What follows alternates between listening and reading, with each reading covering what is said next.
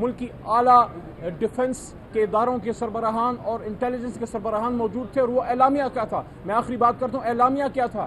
آخری بات اعلامیہ یہ تھا کہ ہمیں تشویش ہے انتہائی پاکستان کے اندرونی معاملات میں باہر کی مداخلت سے، اور ڈیمارش کیا جائے. اور کل بھی یہاں ایک نقطہ اٹھا، اور اسی نیشنل سیکیورٹی کونسل کی اس اعلامیہ میں بھی یہ بات تھی کہ پارلیمان ان کیمرہ بریفنگ دے. میں سوال اٹھاتا ہوں کہ اگر اپوزیشن جو تھی وہ نیک نیتی سے آگے بڑھ رہی تھی تو انہوں نے کیوں اس ان کیمرہ بریفنگ میں آنا گوارا نہ کیا؟ اس کا مطلب ہے ان کو پتا تھا کہ دال میں کچھ کالا ہے. تو انشاءاللہ جیت حق کی ہے، جیت عمران خان کی ہے، جیت پاکستان کے عوام کی ہے. اور جو بڑا ووٹ کو عزت دو کی باتیں کرتے تھے، صرف 5-6 سیکنڈ اور، بڑا ووٹ کو عزت دو کی باتیں کرتے تھے، ووٹ کو جو عزت انہوں نے سندھ ہاؤس میں دی ہے، چھانگا مانگا کی سیاست اور مری کی سیاست لوگ بھول گئے.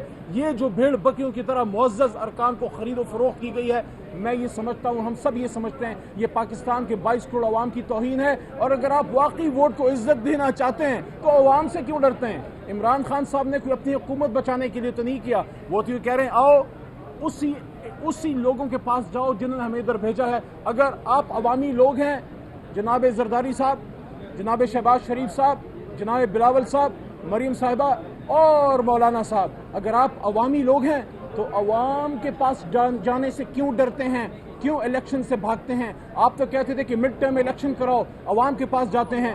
تو عوام سے مت ڈرو، عوام سے مت ڈرو، اغیار کے اشاروں پہ ناچنے سے ڈرو.